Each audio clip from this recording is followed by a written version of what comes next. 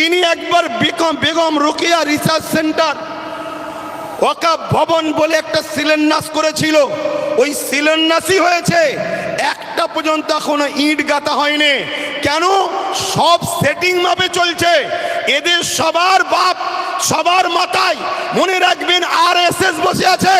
অতএব সমস্ত সম্পদকে আরএসএস এর ফান্ডে দিতে হবে, এটাই হলো ইনাদের মূল পরিকল্পনা। কেন? পুরো দেশ এখন কোন জায়গায় মোদি বসতে পারে, কোন জায়গায় শাহ বসতে পারে, কোন জায়গায় মমতা বসতে পারে, কোন জায়গায় অন্য কেউ দিল্লিতে অন্য কেউ নামে বসতে পারে, কিন্তু মনে রাখবেন সবার মাথাতে এই আরএসএস বসে আছে। তাই আরএসএস এর বিনা হুকুমে এরা কখনো কিছু করতে পারবে না। তাই ওয়াকাফ ভবন তো শিলান্যাস হলো, কিন্তু টাল বাহানায় ওয়াকাফকে রেজিস্ট্রেশন করা, তুলে আনা এমন কোনো ব্যবস্থা করলো না। এবং মনে রাখবেন আজকে এই আইন করার পিছনে উদ্দেশ্যটা কি? এই আইন করার পিছনে উদ্দেশ্য হলো, এখন দেখে দেখে অনেক বিষয় পড়তে গেলে অনেক সময় লেগে যাবে। ৭৭ বছর ধরে কম বেশি সবাই খেয়েছে, এই টুকটুক টুকটুক করে সবাই খেয়েছে। কেন্দ্র সরকার চাইছে টুকটুক করে খেয়ে লাভ নাই, সব তো আমার হাতে, সব তো আমার হাতে। প্রধানমন্ত্রী আমার, স্বরাষ্ট্রমন্ত্রী আমার, সব আমার। কোর্টকে আইন অবশ্যই সম্মানের, কিন্তু কোর্টের মধ্যে অনেক জজও আমার, লয়ারও আমার। প্রেসার দিয়ে অনেক কিছু করে নেব। তার প্রমাণ হলো ১.৫ ঘন্টার মধ্যে সাম্বালের মসজিদের জন্য আদেশ চাইল, সঙ্গে সঙ্গে দিয়ে দিল। অথচ আমার কলিকাতার সেই বোনটা কোথায়? আরজি করেন কোথায়? আরজি করেন। আজকে সেই বোন ইনসাফ পেল না। ১.৫ ঘন্টার মধ্যে মসজিদের তলায় কি আছে খোঁড়ার জন্য রায় পেয়ে যায়। এটা কি সেটিং ছাড়া অন্য কিছু হতে পারে? এটা সেটিং ছাড়া অন্য কিছু হতে পারে? এইভাবে কেন্দ্র সরকার দেখছে টুকটুক করে খেয়ে হবে না, টুকটুক করে নিয়ে হবে না। সবই তো আমার, প্রত্যেক জেলার প্রত্যেক রাজ্যের সিএমও তো আমাদের, প্রত্যেক জায়গার ডিস্ট্রিক্ট ম্যাজিস্ট্রেট শুরু করে সব দপ্তরই তো আমাদের। অতএব এই সুযোগে ওয়াকাফ ২০২৪ সংশোধনের নামে ওয়াকাফ সম্পদকে পুরো কবজা করে নাও। ৪৪টা ১৯৯৫-এর যে আইন হয়েছিল তা থেকে ৪৪টা চেঞ্জ করতে চেয়েছে। তার মধ্যে কয়েকটা রিপোর্ট আপনাদের বলছি। সর্বপ্রথম ধর্মের মধ্যে বিভাজন করতে চেয়েছে, বলতে চেয়েছে শিয়া সুন্নি দুটো বোর্ড হবে। বিজেপি চায় যত মুসলমান টুকরো টুকরো হবে, ভাগ ভাগ হবে, তত বিজেপির ফায়দা হবে। তাহলে শিয়া সুন্নি দুটো ভোট করতে চেয়েছে। যারা বলে এক দেশ এক ভাষা এক ভোট, তারা আবার হঠাৎ করে ওয়াকাফকে দুটো ভাগ করছে কেন? আমাদের মধ্যে টুকরো টুকরো ছোট ছোট করে দিতে চাইছে। কি করতে চেয়েছে? এর মধ্যে চেয়েছে ২০ জনের কমিটি ছিল সেন্টারে, সেটাকে ২১ জনের কমিটি করতে চাইছে। ১১ জন অমুসলিম ভাইকে ঢুকাতে চাইছে। আমি সম্মান, শ্রদ্ধা, ভালোবাসা রেখে, সম্প্রীতি রেখে আমার অমুসলিম ভাইদের বলবো, ভাই মনে দুঃখ নেবেন না। এটা আমার ছেলের সম্পদ, এটা আমার ছেলের রুজি রুটি, এটা আমার বাচ্চার হক। আপনি মেরে নেবেন না আমার সোনার ভাই। আপনার দেবত্ব সম্পদ আছে, সেখানে যদি আমরা মুসলমান বলি আমাদেরকে ঢুকাতে হবে। খ্রিস্টান ভাইদের সম্পদ আছে, আমরা মুসলমান যদি বলি সেকুলারের নামে ধর্মনিরপেক্ষ দেশ আমাদেরকে ঢুকাতে হবে। এটা অন্যায় হবে। কেন? দেবত্ব সম্পত্তি হিন্দু ভাইদের, তাদের বাচ্চাদের অধিকার, তাদের ধর্মীয় অধিকার, তাদের সংস্কৃতি অধিকার, সেখানে যেমন আমার যাওয়াটা উচিত হবে না। তাই আমার অমুসলিম ভাইদেরকে বলবো, কেন্দ্র সরকার আজকে আমার বাচ্চার রুটি কাটতে চাইছে, আমার মসজিদের আজান বন্ধ করতে চাইছে, আমার ধর্মীয় কালচারকে মিটাতে চাইছে। তাই খারাপ নেবেন না, আমাকে কমনাল মনে করবেন না। আমি সত্য কথা বলছি, আমার অধিকার কেন্দ্র সরকার মেরে নিতে চাইছে। তাই ২১ জন কমিটির মধ্যে ১১ জন অমুসলিমকে ঢুকাবে। তাহলে সংখ্যা গুরু অমুসলিম হয়ে গেল। যে কোনো সময় বাকি ১০ জনকে ল্যাং মেরে বাদ দিয়ে দেবে। তাহলে ওয়াকাফের মধ্যে আমাদের আর কেউ রইল? জোরে বলেন। কেরলের ১৪ বছরের মসজিদ নিলাম করে কর্পোরেশনদের হাতে তুলে দিতে অসুবিধে হবে? গুজরাটের ১৩ বছরের মসজিদ ভেঙে ভেঙে ওটাকে ওয়াকফ কর্পোরেশনদের হাতে, আদানি আম্বানির হাতে তুলে দিতে অসুবিধে হবে। এভাবে স্বাধীনতার আগে যত ঐতিহাসিক মসজিদ মাদ্রাসা আছে, কবরস্থান আছে, সবগুলোকে মিটিয়ে দিতে চাইছে। কেন মিটাতে চাইছে? এটা প্রশ্ন তো। এক তো লোভ, অর্থ, টাকা, আমাদের ওপরে হিংসা, এগুলো তো ইত্যাদি। কিন্তু বাস্তবটা শুনুন, বাস্তব বলে এটাই, এনআরসি এনপিআর করে মুসলমানদের ঘরে বিদেশি বলে তাড়াবার চেষ্টা করেছিল।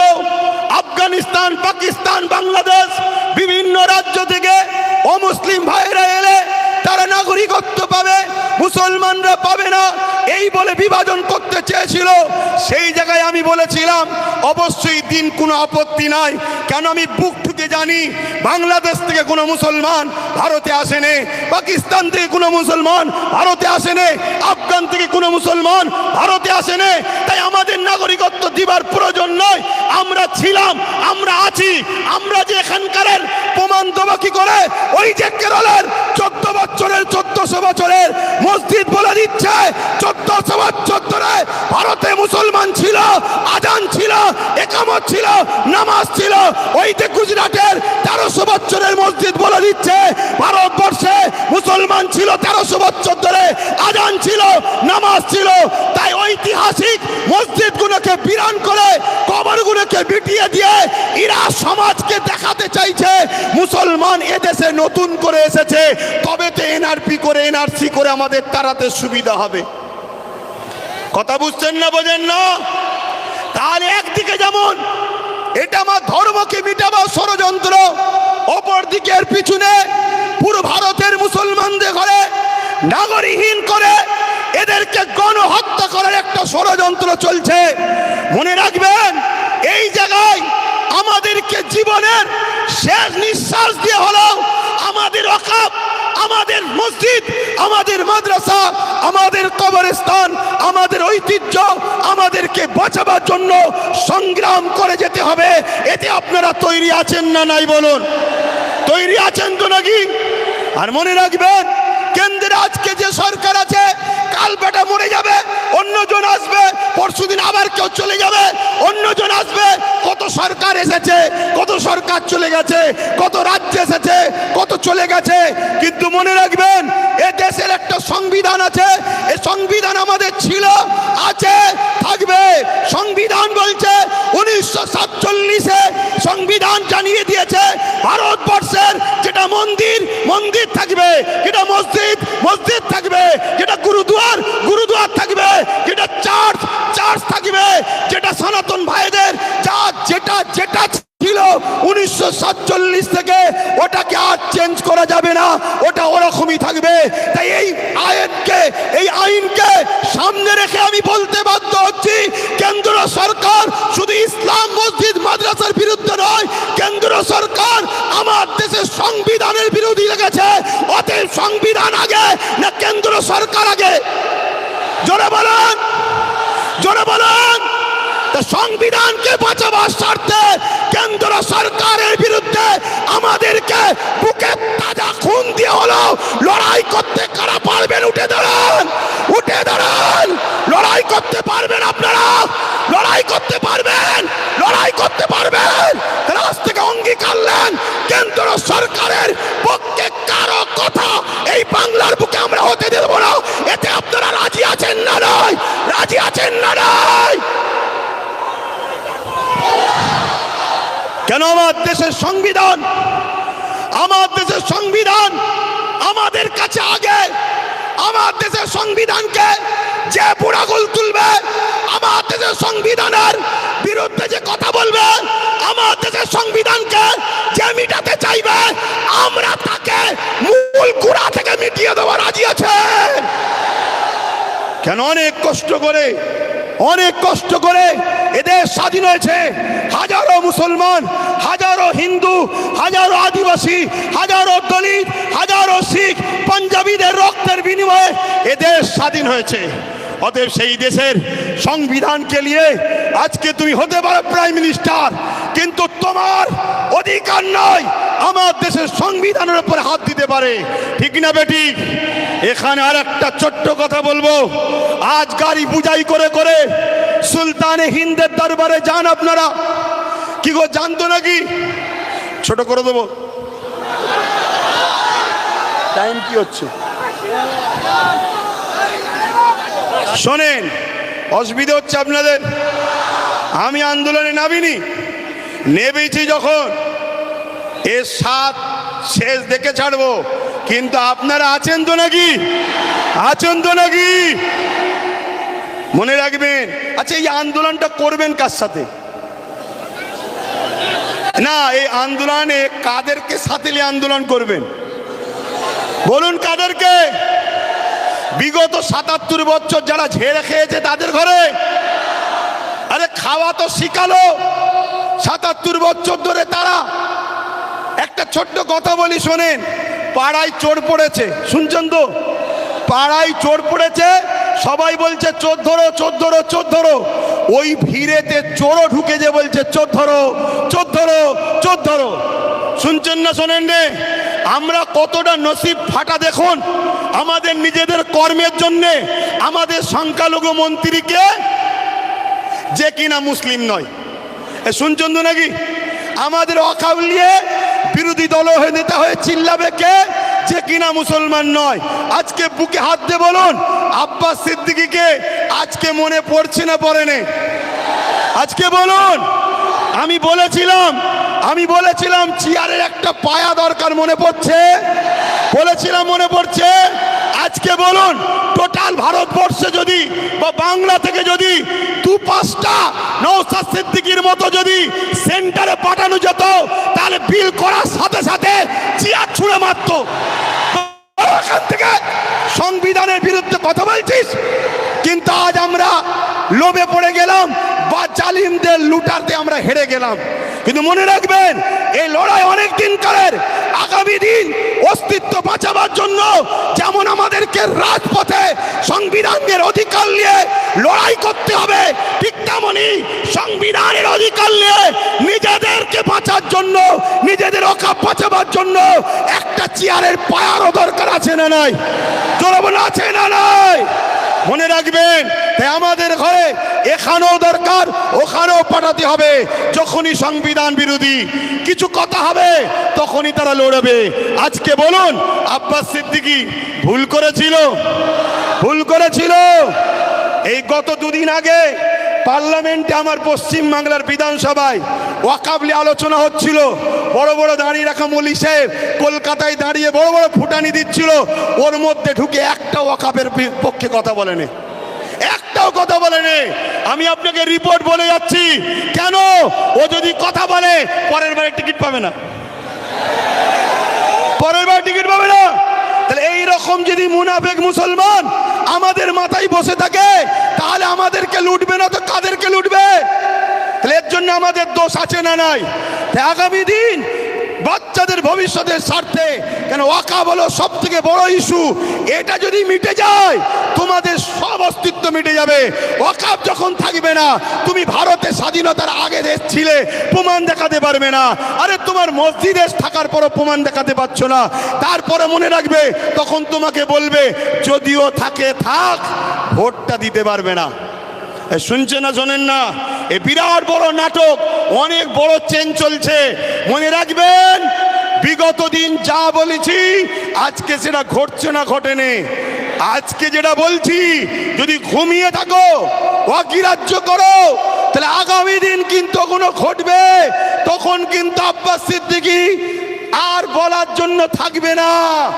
এটা বলে দিয়ে গেলাম এ লড়াই আমাদের জীবন মরণের লড়াই এ লড়াই আমাদের বাচ্চাদের লড়াই মুসলমান আমার আমার কওমের ভাইরা ওঠো, অন্য সমাজের মানুষের সঙ্গে ওয়াকাবলে নিজেরা বন্ধুর মতো আলোচনা করো, তাদেরকেও বুঝাও যে ভাই এ লড়াই কোনো হিন্দু মুসলমানের লড়াই নয়, এ লড়াই অন্য কোনো জাতি ধর্মের বিরুদ্ধে লড়াই নয়, এটা কেন্দ্র সরকার বিভাজন লাগাতে চাইছে। এ লড়াই আমার অধিকার, আমার যেটা গণতান্ত্রিক রাইট, আমার সংবিধানের রাইট, এই রাইটকে কেন্দ্র সরকার লুটছে, এটা মানুষকে বুঝাও। আজকে ছোট্ট একটা কথা বলি, আজকে আজমির শরীফে নাকি হিন্দু ভাইদের কোনো একটা বিশ্বাস শিবলিঙ্গর কি ধর্মীয় একটা কিছু ব্যাপার আছে। আমি ভাই কারো ধর্ম নিয়ে বেশি কথা বলা পছন্দ করি না, এটা প্রেমের জিনিস। কিন্তু আমি আমার হিন্দু ভাই সনাতনী ভাই শ্রদ্ধার সাথে জানাচ্ছি, বলুন তো ভাই, যখন খাজা গরিবে নওয়াজ হুজুরের রওজা তৈরি হয় আজ থেকে প্রায় 800 বছর আগে, আলাউদ্দিন খিলজি তখন ছিল, তখন তো হিন্দুস্তানে হাজারো লাখো হিন্দু ভাইয়েরা ছিল, আজমিরেও ছিল, কই তখন তো কেউ কথা তোলেনি যেটা আপনি শিবলিঙ্গর আমাদের তীর্থভূমি আছে সেটাকে ভেঙে কেন আপনি করলেন? তারপরে আরো অনেক হুকুমাতরা এসেছে, কই কখনো তো কোনো হিন্দু ভাই সনাতন ভাই আওয়াজ তোলেনি। তারপরে ইংরেজ এসেছে, আজকে আমার দেশে এই বিজেপির অটল বিহারী বাজপেয়ী সাহেব এসেছে, কই তখন তো আওয়াজ ওঠেনি। এটা শুধুমাত্র আমাদেরকে ব্রেন ডাইভার্ট করছে, হিন্দু ভাইদের করে বোকা বানানো হচ্ছে। শ্রদ্ধার সাথে বলছি, আপনারা নিশ্চয়ই জানেন LIC-কে বিক্রি করে দেওয়া হয়েছে। LIC-তে চাকরি গেছে কাদের? খারাপ নেবেন না, LIC মুসলমানরা চাকরি করে না, আমার হিন্দু ভাইদের চাকরি গেছে। হকারকে বন্ধ করে দেওয়া হয়েছে, কাদের কাছে চাকরি বলুন? আমার হিন্দু সনাতন ভাইদের। শুনুন আমার হিন্দু ভাইরা, সনাতন ভাইরা, শ্রদ্ধা দিয়ে বলছি, যতটা আপনি ভারতকে ভালোবাসেন আমিও ততটা ভালোবাসি। আমি আপনাকে ছোট করছি না, তবে আমার ধর্ম বলছে দেশকে ভালোবাসা, তাই দেশের জন্য মরা এটা আমাদের জন্য পুণ্যের কাজ। দেশকে আমরা এতটাই ভালোবাসি, তাই আপনাদেরকে শ্রদ্ধার সাথে জানাচ্ছি, মনে রাখবেন রেল বিক্রি হয়ে গেল, জিনিসপত্রের দাম কিভাবে চলছে, একটার পর একটা, কারেন্ট থেকে শুরু করে এয়ারপোর্ট থেকে শুরু করে সব বিক্রি হয়ে যাচ্ছে। তাই আইকে চোখকে ঘোরাবার জন্য এই সব ষড়যন্ত্র চলছে। আসুন আদিবাসী ভাই, দলিত ভাই, সাঁওতাল ভাই, শিখ ভাই, পাঞ্জাবি ভাই, ভারত আপনার, ভারত আমার, ভারত আপনার, ভারত আমার। আমি বলছি ভারত আপনার, আপনার আপনার আপনার, আমি আপনার ভাই, আমারও ভারত। আসুন মিলেমিশে যেভাবে ব্রিটিশের কালো থাবা থেকে আমার দেশকে আজাদ করেছি, এই সকল অশুভ যারা দেশকে লুটছে এদের হাত থেকে আমরা দেশকে আবার নতুন করে ফিরিয়ে সুন্দর করে সাজাবার জন্য কাঁধে কাঁধ মিলিয়ে চলি। মনে রাখবেন আমার সনাতন ভাই, আদিবাসী ভাই, দলিত ভাই, সাঁওতাল ভাই, ভারতবর্ষ হলো একটা গাছ, একটা বট গাছ বলেন আর যে কোনো গাছ বলেন, একটা শক্তিশালী বড় গাছ। এই গাছের অনেক শিকড় আছে, এই শিকড়ের নাম একটা সনাতন, একটা আদিবাসী, একটা দলিত, একটা সাঁওতাল, একটা বাগদি। মনে রাখবেন আমার ভাইরা, একটা শিকড়ের নামও মুসলমান। যদি একটা শিকড় কাটে গাছ দুর্বল হবে, অর্থাৎ দেশ দুর্বল হবে। মনে রাখবেন আমরা কারো দয়াতে খাই না, আমরা খাই রাজ্জাক আল্লাহর দয়াতে খেয়ে থাকি। তো ভাইরা আমার, এখানে মনে রাখবেন আজকে সব ষড়যন্ত্র চলছে, এই ষড়যন্ত্র থেকে আমাদেরকে খুব বুঝে বুঝে পা ফেলতে হবে। তাহলে এই লড়াই হিন্দুদের বিরুদ্ধে নাকি আদিবাসী, সাঁওতাল, বাগদি, খ্রিস্টান না, কোনো ভারতীয়দের বিরুদ্ধে লড়াই নয়। এই লড়াই সংবিধানের পক্ষে, সংবিধান মিটানোকারী কেন্দ্র সরকারের বিরুদ্ধে আমাদের এই লড়াই, ঠিক না বেটি? আজকে রাজ্য সরকারকেও এখান থেকে বলি, আপনাকে 35 বা 36টা MP দিয়েছে আমার সরল প্রাণ ভাইয়েরা, ভালোবেসে দিয়েছে, ঠিক আছে, আপনাকে বিশ্বাস করেছে। এই বিশ্বাসের ন্যূনতম হকটা আদায় করুন। যদি আপনি বিশ্বাসের উপযুক্ত না হন, আগামী দিন আপনার বামফ্রন্টের মতো অবস্থা হবে, সেটা পরের বিষয়। কিন্তু বিশ্বাসের উপযুক্ত হন। এই ভারতবর্ষে, এই বাংলায় 35 বা 36 না কটা 34টা MP দিয়েছে, 34টা। মনে রাখবেন, বিল অকবার নিলে হবে না। অনেকে বলছেন অকবার নেব না, অকবার নয়। যদি ক্ষমতা থাকে, কিভাবে দিদিমণি আসার সময় পার্লামেন্টে সংবিধান উল্টো ধরে চিল্লাচ্ছিল, দেখেন না, ছিঁড়াছিঁড়ি করছিল, ওই রকম ওখানে বক্সিং মারবেন ভেতরে। কথা বুঝছেন না, বোঝেন না? শেষবার চান্স দিচ্ছি, শেষবার চান্স দিচ্ছি। এই লড়াই সংবিধানকে বাঁচাবার লড়াই, শুধু মুসলমানদের লড়াই নয়, সংবিধানকে বাঁচাবার লড়াই। আপনি সংবিধানের স্বার্থে করেন, আমাদের ভালো যদি নাও চান কমসে কম সংবিধানকে তো ভালোবাসেন, সংবিধানের স্বার্থে করেন। আরেকটা কথা রাজ্য সরকারকে বলে যায়, সেটা হলো এটাই, আপনার অনেক আইবি লোক আছে, পুলিশ বন্ধুরা রয়েছে, খবর আপনাদের কাছে চলে যাবে ঠিকই। শ্রদ্ধার সাথে বলছি, যে ওয়াদা করেছিলেন ওয়াকাফ ফিরিয়ে দাও, ফিরিয়ে দেব, এই ওয়াকাফকে ইমিডিয়েটলি ফিরিয়ে দেন। ওয়াকাফকে যারা দখল করেছে দখল মুক্ত করেন। এ কথা যখনই বলা হবে, রাজ্য সরকার কি বলে জানেন? যে ওইভাবে বুলডোজার আমি চালাতে পারবো না। কিন্তু আমরা দেখেছি এই রাজ্য সরকার গরিব হকারদের করে বুলডোজার চালিয়ে ভেঙেছে। হ্যাঁ, দেখেছেন না? দেখেন না? তাহলে আমার হিন্দু ভাইয়েরা আদি সনাতন ভাইয়েরা, আমরা আপনাদের দুশ্মন নয়, মোদি দুশ্মনের নজর আপনাদের দেখাচ্ছে। চশমা খুলে ভাইয়ের নজরে দেখেন, আপনাদের জন্য আমার জান দিতে প্রস্তুত আছি আমরা, ঠিক না বেঠিক গো? হ্যাঁ, আমার হিন্দু ভাইয়েরা আমাদের নয়, তাই বলে দিলাম। তবে মনে রাখবেন, যদি কেউ মনে করেন যে আজ মনে হয় মুসলমানরা ফেঁসে গেছে, কেন সেন্টারে আমাদের, রাজ্যে আমাদের, সব জায়গায় আমাদের, তাহলে আমি বলবো সত্য এমন একটা জিনিস, পৃথিবীর সব মিথ্যা এক জায়গায় হয়েও সত্যকে মিটাতে পারে না। কিন্তু ইনসাফের স্বার্থে, ইনসানিয়াতের স্বার্থে বলে গেলাম। যাক, আমি সংক্ষেপ করছি, শেষ কথা আপনাদের কাছে বলি, আগামী দিল থেকে বলুন, এই লড়াই কি এখানে শেষ না চলবে? লড়াই এখানে শেষ না চলবে। এই লড়াইয়ের দুটো পন্থা আছে। একটা পন্থা হলো সংবিধান অনুযায়ী, সংবিধান যেভাবে রাইট দিয়েছে, সংবিধানের বাইরে গিয়ে আমি তাহলে নাই, সংবিধান অনুযায়ী কলিকাতার রাজপথ ধরে এই আন্দোলন পুরো দরকার হয়, একেবারে যেভাবে দখল নিয়েছে ওভাবে দখল নিতে হয়, লিয়া হবে। ঠিক আছে না বেঠিক? কথা বলেন, দরকার আছে না নাই? তো মনে রাখবেন, এই লড়াই চলবে, কিন্তু সংবিধানের ডায়েরির মধ্যে থেকে, সংবিধানের আন্ডারে থেকে, সংবিধানের বাইরে গিয়ে নয়। আর একটা কথা বলি, আপনারা বোকার মতো ছুটবেন না।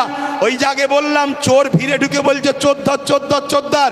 যারা আন্দোলন করছে বিগত দিন তাদেরকে দেখা গেছে, যারা ওয়াকাফ ঝেড়ে খায় তাদের মুখে মুখ দিয়ে গুজুর করেছে। আমার একটু ভাষা খারাপ ভাই, কারণ আমার ছেলে শুকিয়ে আছে, তো আমার ছেলে তো খেতে পাই না, আমি তো গার্জেন, আমার বাচ্চা শিক্ষা পাই না, আমার বাচ্চা গরিব, আমার বাচ্চা কলকাতায় হোস্টেল পাচ্ছে না, পড়তে পাচ্ছে না, অথচ কলকাতায় 33 খানা এতিমখানাকে দখল করে রেখেছে শাসক।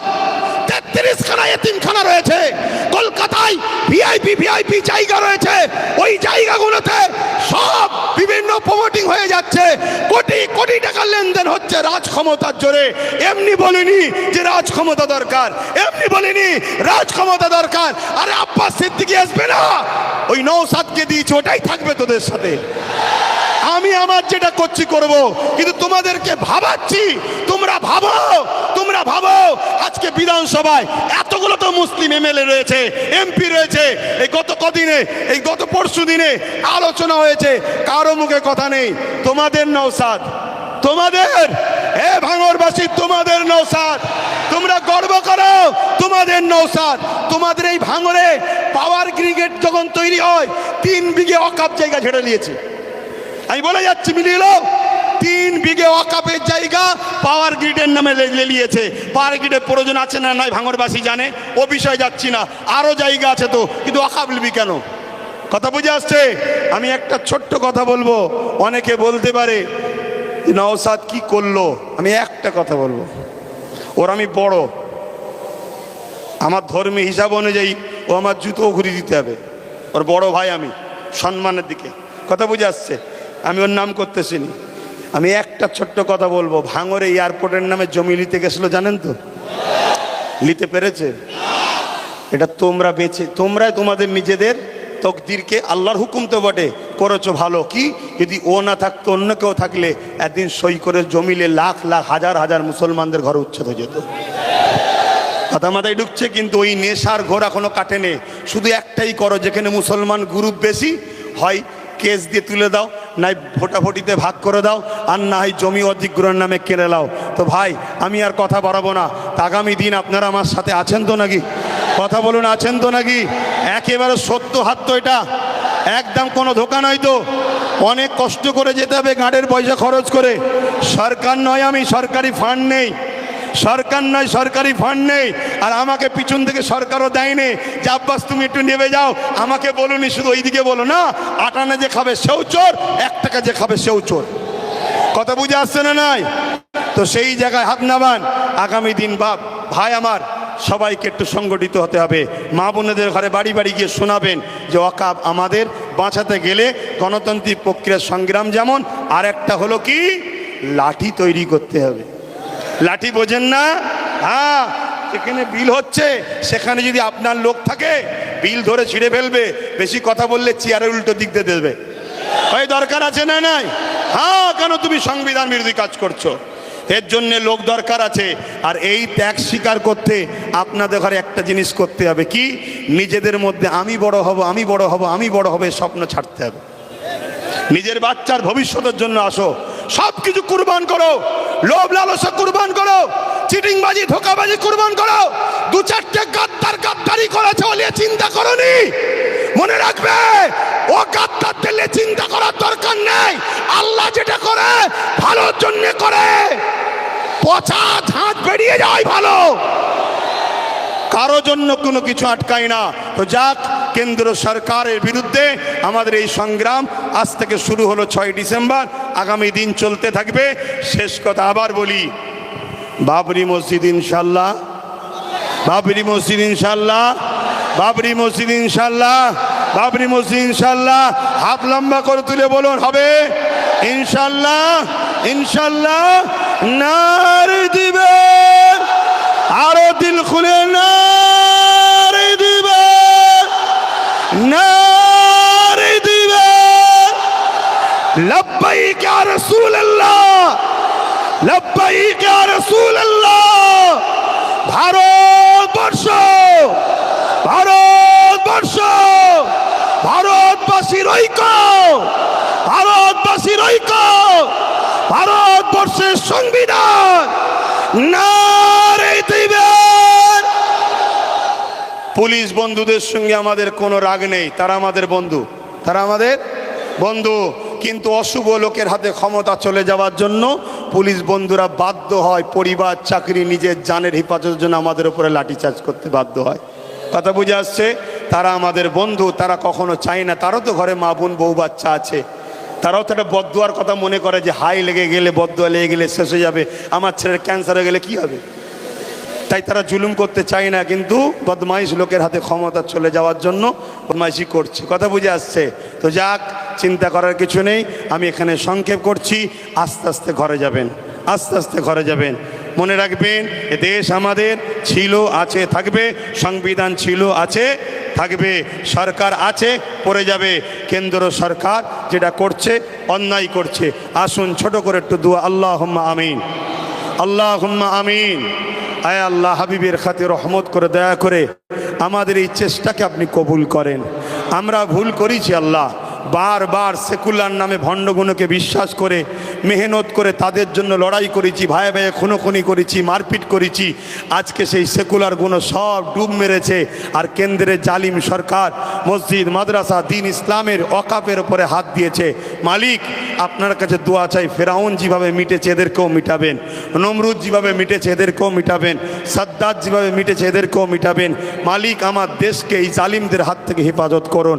আমার দেশের সেনাবাহিনী, পুলিশ বাহিনী, বিএসএফ বাহিনী যারা সংবিধানকে নিয়ে চলে, তাদেরকে সুস্থ জীবন দিন, তাদেরকে পরিবার, বাচ্চাদেরকে হাসি খুশিতে রাখেন।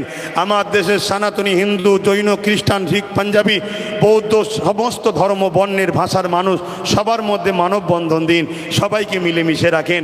এই তামাম কায়নাতের সৃষ্টিকর্তা আল্লাহ, জানি আপনি আমাদেরকে পরীক্ষা নিতে শুরু করেছেন যে তোরা আমাকে কত ভালোবাসিস দেখব। আল্লাহ, আপনার পরীক্ষায় যেন আমরা নিজেদের জানকে দিয়ে হলেও এই জালিমের গদিকে তুলতে পারি, এই ক্ষমতা আপনি আমাদেরকে দেবেন আল্লাহ। আয় আল্লাহ, আপনি আমাদেরকে পরীক্ষা নিচ্ছেন, পাশাপাশি আপনার কাছে ভিক্ষা চাই, আপনি আমাদেরকে আরও কামিয়াবি দেন। এখান থেকে দোয়া আছে আমার ছোট ভাইকেও আপনি কামিয়াবি দেন, আরও যারা নাই পরাণ সত্যের সাথে কাজ করছে তাদেরকেও কামিয়াবি দেন। মালিক, ধোকাবাজ, চিটিংবাজ, প্রতারণাকারী, ছদ্মবেশী, মুনাফিক মুসলমানদের থেকেও আমাদেরকে সতর্ক থাকার তৌফিক দেন। আমার রাজ্যকে সুন্দর রাখুন, ভালো রাখুন, নিরাপদে রাখুন। প্রশাসন বন্ধুদেরকে আল্লাহ তাদেরকেও সুন্দর জীবন দেন। তাদের উপরে অনেক চাপ পেশার, তারপরেও দোয়া চাই মালিক তাদের পক্ষ থেকে যারা নিরপেক্ষভাবে কাজ করে তাদেরকে ভালো রাখবেন। আর যদি কেউ গায়ের জোর, পাওয়ারের জোর দেখায় মালিক, তার বিচারও আপনার কাছে দিলাম মালিক, আপনি তাদের বিচার করবেন। এই সাধারণ মানুষকে আপনি হেফাজত করবেন। এই সংগঠনের ছেলেদের প্রচেষ্টাকে কবুল করুন। আমিন। লা ইলাহা ইল্লাল্লাহ মুহাম্মদ রাসূলুল্লাহ। আসসালামু আলাইকুম।